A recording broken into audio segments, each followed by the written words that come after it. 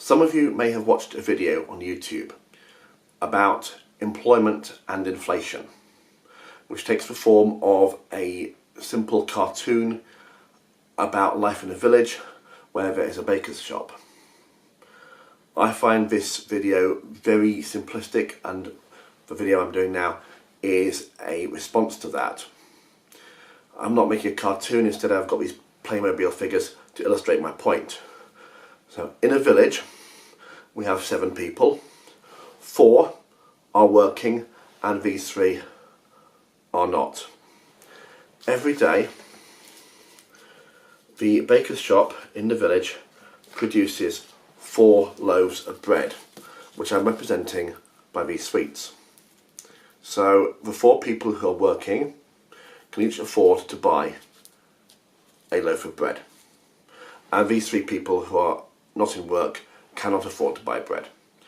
The price of bread is fixed by the fact that 4 people alone can afford to buy the bread. Let's assume now that one of these unemployed people gets a job. We now have 5 people in work able to afford the 4 loaves of bread. But we can't all have the 4 loaves of bread, so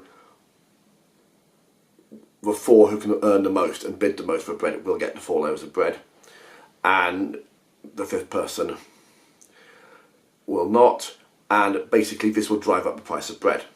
So the video I'm talking about, the cartoon video, makes a point that employment and inflation are linked, and that a rise in employment will either probably or definitely lead to a rise in inflation. I find this video very simplistic for a number of reasons, but here's the first reason. How does this person go from being unemployed to being employed? How? It's entirely reasonable that somebody who's unemployed should become employed. Economies have a tendency to grow. But by what economic forces does the economy grow? And what impact do those forces have on inflation? I'm not saying I know the answers to those questions, but I'm saying those answers should be considered before you make sweeping judgments. And another important reason is because a lot depends on what job this person is doing. Let's go for the obvious one. If this person works in the baker's shop, then the baker's shop presumably can double its output and produce 8 loaves of bread a day, rather than just 4. So now everybody can have a loaf of bread, and the price comes right down.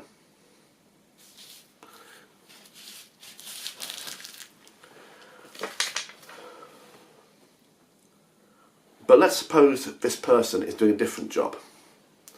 Remember I said in the previous video about skills training for unemployed people, giving them assistance in job search, that sort of thing. Suppose this person is employed to train these 2 unemployed people in how to get a job and related skills. This person isn't really producing anything. So this person having a job will not have an effect of lowering the price of bread, or the price of anything really. If this person is producing bread, the price of bread falls. If this person is working to produce something else, then prices generally fall, because whatever this person is producing will probably have the effect of forcing down prices. And so inflation overall may in fact fall. But if this person is employed to do something unproductive, and you can train these 2 unemployed people in job search skills all day, every day, without having any real impact on their ability to find a job. If this person is employed to do something unproductive, then we cannot expect inflation to rise or fall really as a result, because this person will not be producing anything. Economics is very rarely, if ever, simplistic. We have to consider what processes are involved and what impact they have, and at every stage.